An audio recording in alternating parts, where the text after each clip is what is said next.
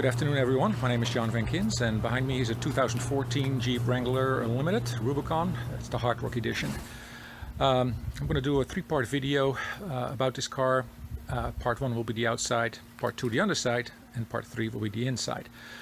Just a little bit about myself. I'm a car lover and had about, since 1990 when I came to the United States, over 20 different cars, anywhere from a Lincoln Mark 7, I think it was, a 1972 Mark 7, I think it was, that I bought in 1990, used for $500, until most recently I had a 2012 GT500, I had a 2013 GT500 convertible.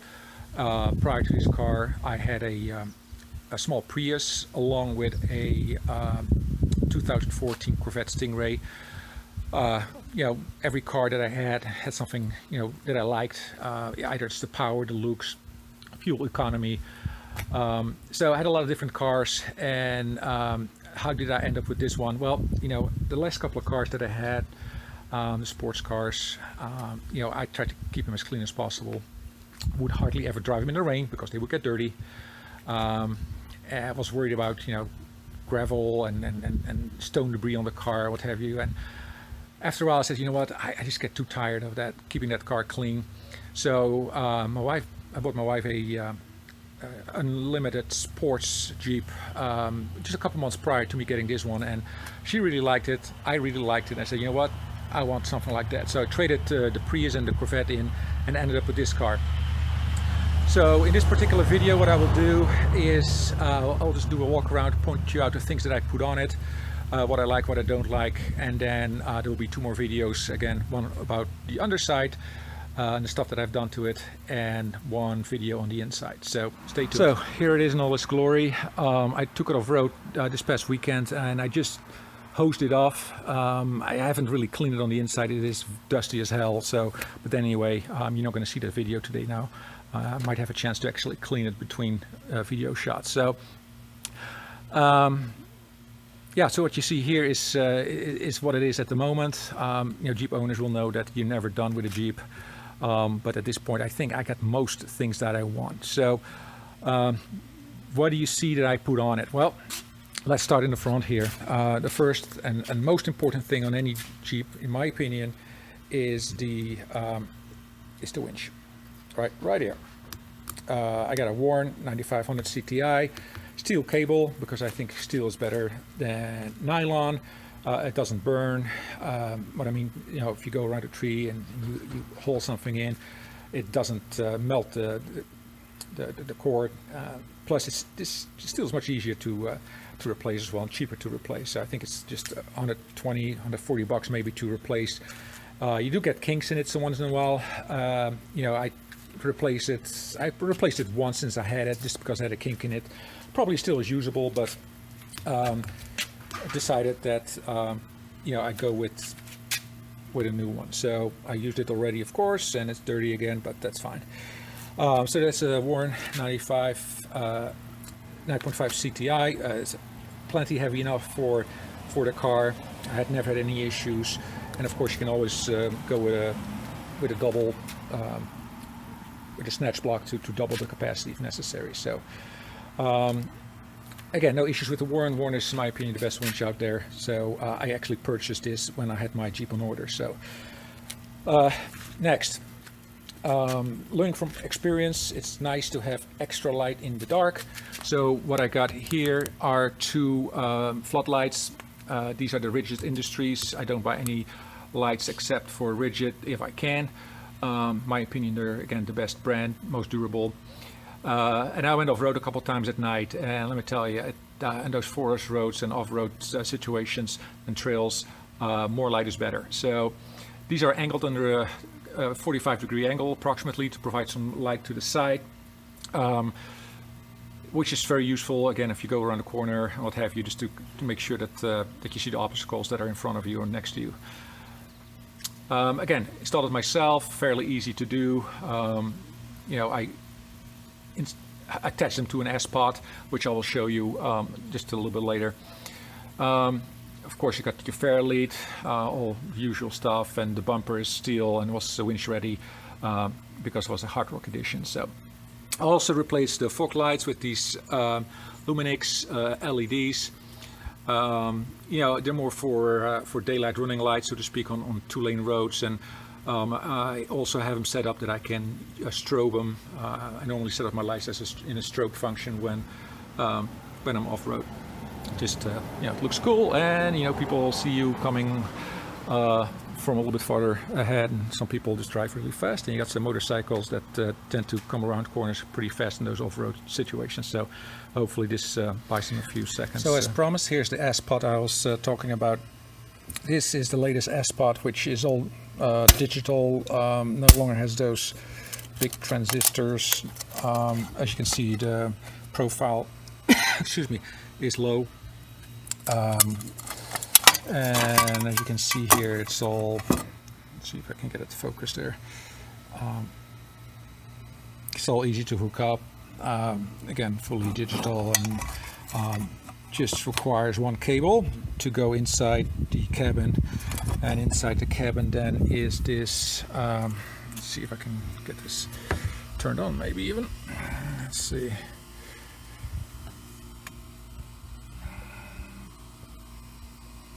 I don't know if it focuses or not, but okay, you can see, so it's fully digital, so I can turn on the fog lights like that. I can strobe them if I want it, so now they're flashing. No, at least they should. No, they're not. Okay, I guess press the wrong button. Let's try that again. Yeah, it's not on. There we go. Now it should be working. There you go.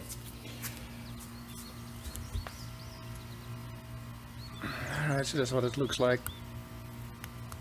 I can do the same thing with these as well. I can strobe them if I want to, as well as the lights in the back. So, neat little thing. I'll go in a little bit more detail once we do the interior. But that's the S-Pod. I bought it from S-Pod directly. You can get them at various outlets, but it comes with the bracket, easy to mount. Also, what I have here is the ARB compressor. This is just a single pump one. Just a great way to inflate your tires after you done off-roading. You can inflate everything with it, but again, comes with the adapter. Hooked it up to the S-Pod, so I can control it from the inside and turn it on and off if I have to, that way. And then here also you'll see how the AEV intake is mounted. Mounts directly to the box. I did put some sealant on it to make sure it's completely watertight, and so far so good. Again, the main thing for this thing is here in Georgia is just to keep the dust out of the intake, and basically with the pre-filter it's a little bit easier to do that. So what else? One thing I forgot also is this bar, which is a Maximus.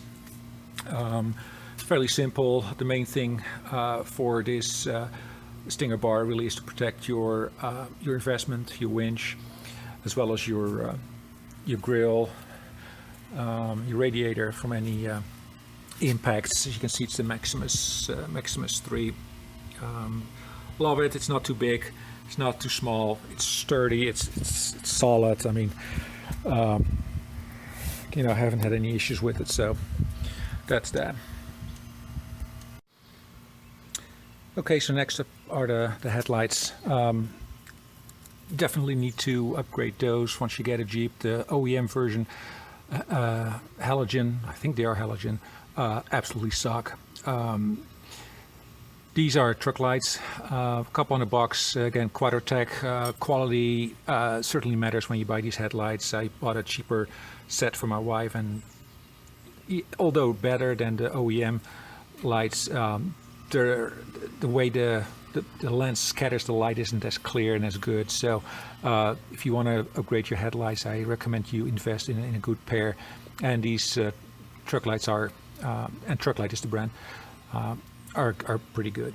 Love them actually. So again, easy to install. Everything that you see, by the way, I self-installed.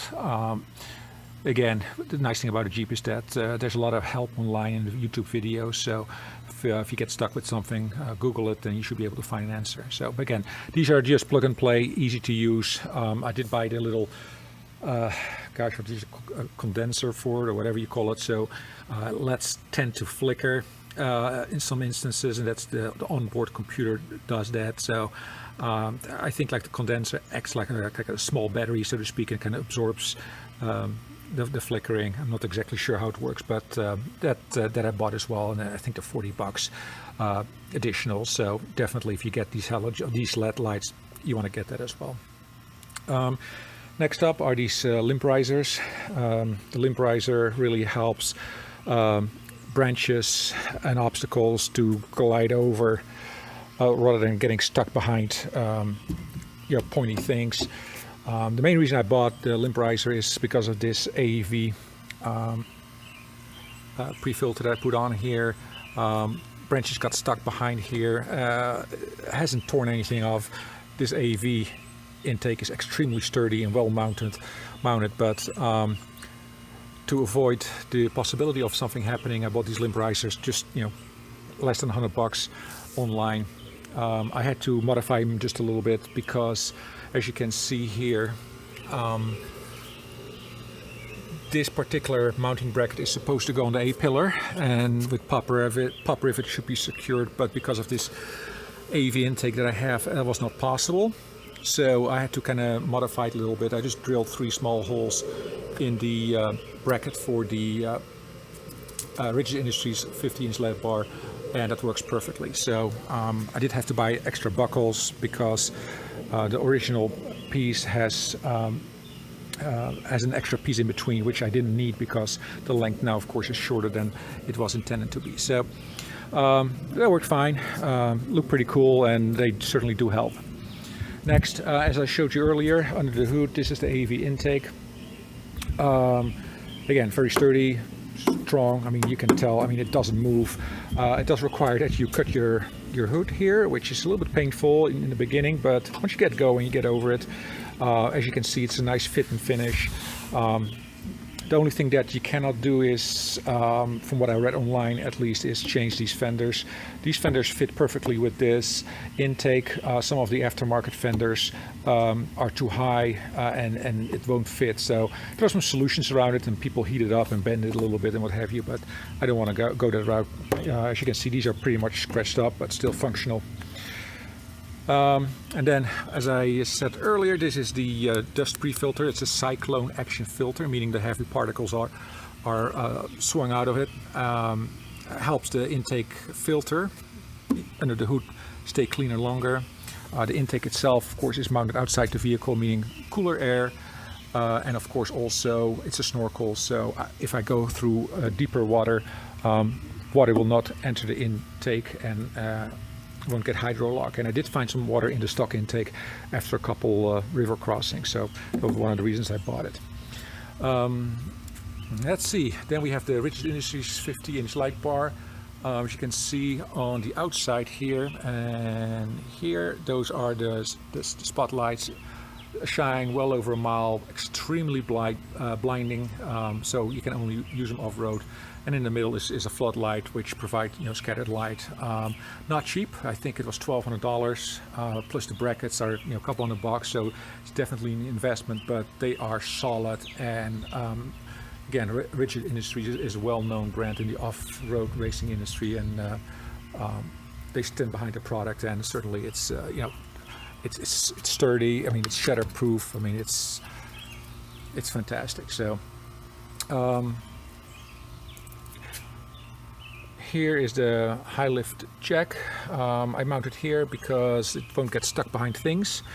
It's easy to get to, easy to get on and off. I bought a locking mechanism as well, as you can see here, so I can lock it up. However, normally I only put this on when I go off-roading, and when I go to the mall or whatever. I never go to a mall. Who the hell still goes to a mall? But anyway, if I go to Walmart, I normally don't have all this stuff on the car, meaning the high lift jack. So, but it's a good spot for it.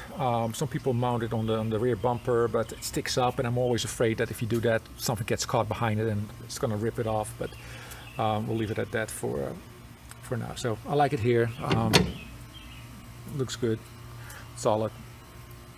All right, so that's the front of it. Let's see what else we got here. Well, of course, the exo top. Yes, the Rugged Ridge exo top. Took the hardtop off, as you can see, and I wanted something that allows me to carry something on top, which with a soft top is impossible to do.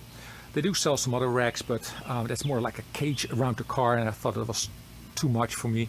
So this exo top from Rugged Ridge, I think, provides a good alternative. You can roll these back, so you can have a partially open driver and passenger side. You can roll the back end back halfway or all the way. You can take the whole thing off. So it does allow you for some options to suit your needs.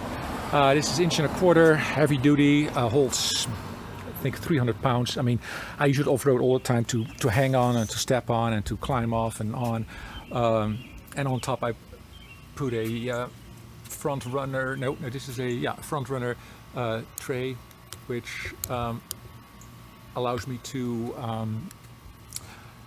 put stuff on top, like a, I don't know, jerry can or spare tire.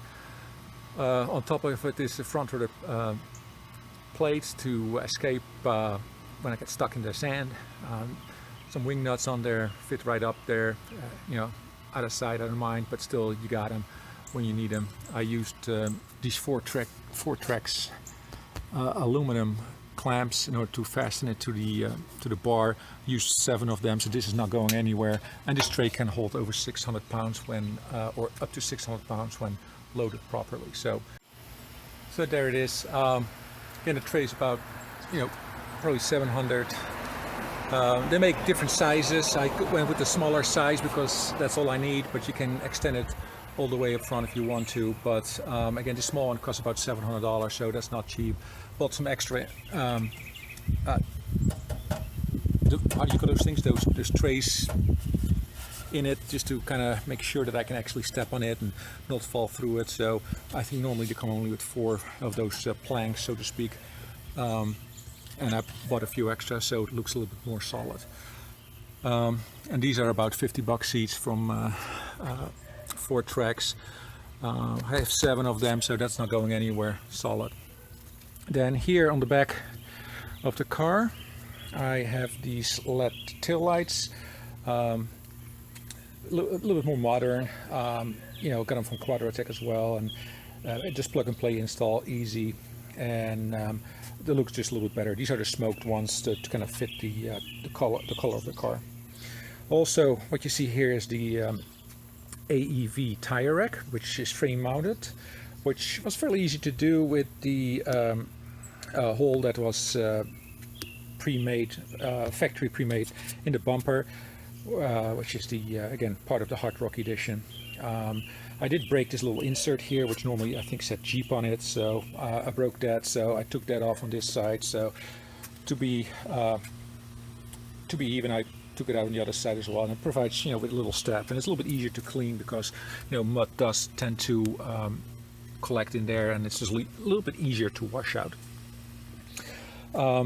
This is just a backup light. It's a spare light that I had. I had a Maximus tire carrier before, and this was part of the pole, and I installed it, and really didn't need it anymore. So I just mounted it over there and wired it to the backup light. So a little bit more lights when you back up. But yeah, solid tire mount. Just still fitted with the 32 inch. You can, I think, go up 37 inches if I'm not mistaken, but I like my tires just the way they are, just because I still want to make sure I can park it in the garage. And quite honestly, I had no issues with these stock tires. Again, if you get stuck, you got a winch to pull yourself out. So this is a gas tank. The gas tank holds about a little over 10 gallons. It's AEV as well, and I normally do not fill it up because, especially in the summer when it gets hot, it vents through here, and all the fumes you can smell in the car, and it just make you sick. So I do not fill it up unless I have to, but it's nice to know that you have it. Here's the third tail light, tiny, but it's LED and it's bright. One thing I like about this AEV tire carrier is the fact that it comes with this mast, and this mast allows you to mount lights, which I have here, 2 of them, the Rigid Industries. These are the floodlights, provide you additional light when needed. I can use it for, you know, for additional camp light if you need light at night. I have inserts for them, or caps I should say, with red light, so it doesn't affect your night vision as well. So they're pretty neat, and again, this is all attached to the S-Pod. And then here, the CB antenna mast with a spring and a quick disconnect, which allows me to still park the car in the garage, so I can leave it, you know, in this open configuration without having to worry that my car gets wet in the rain when it's parked outside. So that's that. So I'll show you guys the underside in the next video. The underside, I made some investments as well. I think some important ones that you want to find out about, so watch my second video. And in the third video I'll do the inside of the car. Again, it's a little bit dusty right now. I'll try to clean it up, but again, it's a Jeep. So hope you enjoyed this first part. I'll see you guys in the second part. Have a great day. Bye.